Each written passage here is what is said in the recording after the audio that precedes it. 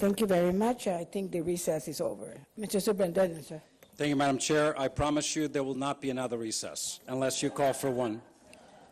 Madam Chair, members of the board and community, and now I'm speaking not just to one community, I'm speaking to two communities. This is probably the second most difficult thing I've ever done in my life. The very first one was to leave my country. This is the second most difficult thing, second most difficult decision. And I want to speak first, Madam Chair, to the people of New York, to Mayor de Blasio, to his staff, to law enforcement who I met while in New York City. Mayor de Blasio is one of the most honorable individuals, one of the most keen intellects in our nation today. He is transforming America's premier city. He is empowering the weak. He is giving voice to the voiceless. To say that there isn't political alignment between Mayor de Blasio and myself would be a lie. I met this man. I met the First Lady of New York. I understand their hearts. I understand their minds. I understand the vision they have for the city. And I can tell you that that is a vision that I embraced. As I said earlier, the decision that I have made about that position is, however, a decision I can no longer sustain. I am breaking an agreement between adults to honor an agreement and a pact I have with the children of Miami.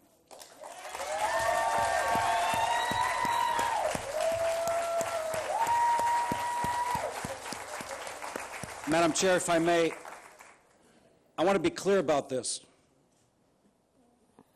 I want to be clear about this.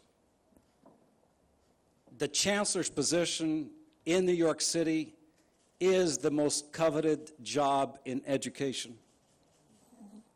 The Chancellor's position in New York City is the most impactful position that shapes and molds the future of education in America. 1.1 million students.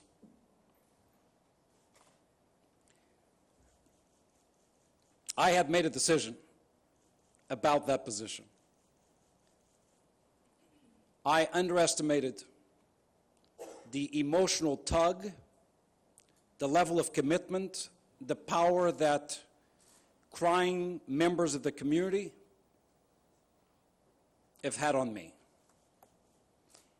And Madam Chair, against probably my personal best interest, I am making a decision and announcing a decision today after speaking with the Honorable Mayor Bill de Blasio that I shall remain in Miami-Dade as your superintendent.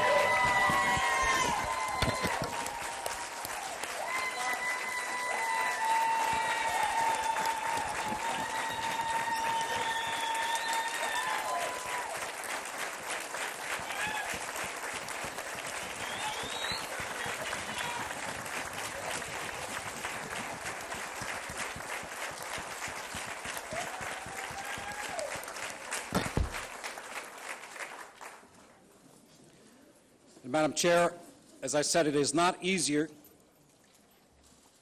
to do this at the 11th hour, quite frankly, the 12th, 13th hour, because I had made a decision. I had made a decision on the basis of what I felt was best for me professionally, a decision that would have taken me back to the city where I first worked in this country as a dishwasher, to that city where dreams are so alive. And it is a decision, a commitment that I had made to that mayor but I would not be true to myself and to this community if I did not give myself a chance to reconsider after my heart started beating faster and louder than my mind. And with me, as my father always said, no matter where you go, there you are. I cannot change who I am. So I want to, number one, thank once again Mayor de Blasio. I want to thank New York. I want to thank the children of New York, the educators of New York. I want to urge those of you who fight and believe in public education, that is, once again, an open job, a great job that the most talented in America certainly deserve, one that I would have cherished.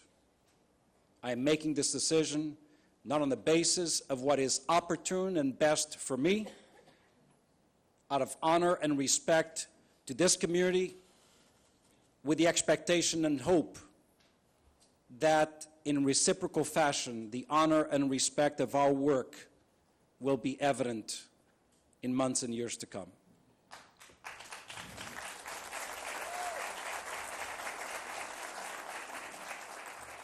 With that said, Madam Chair, thank you for your trust. Thank you, Mayor de Blasio, for your trust. I am sorry that our short-term friendship did not grow beyond the fantastic conversations and hopes for both of our communities. I am eternally grateful and appreciative,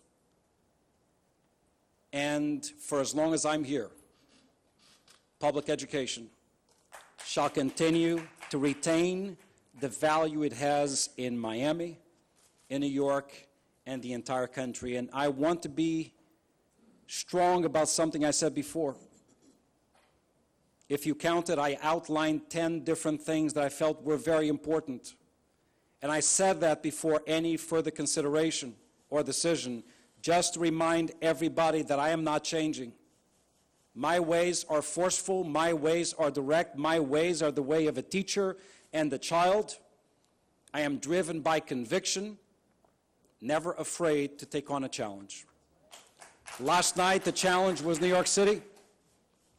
Today, the challenge is the challenge that children face. And my commitment to Miami is now, as it's ever been, as strong as the word that defines my last name, Carvalho, which in Portuguese means oak tree.